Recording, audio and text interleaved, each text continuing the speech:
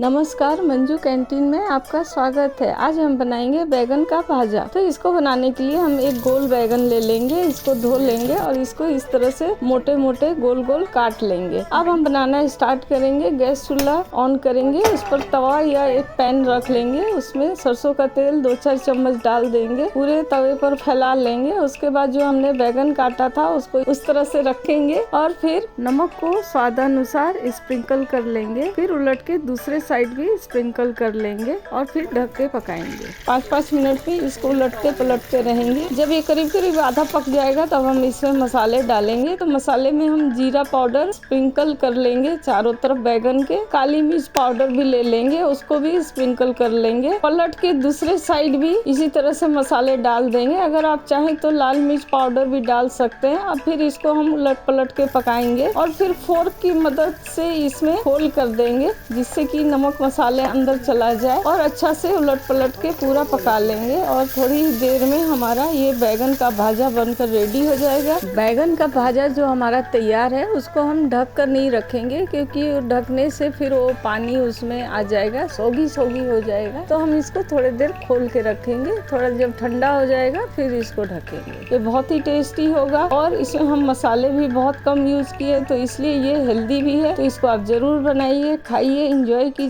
Thanks.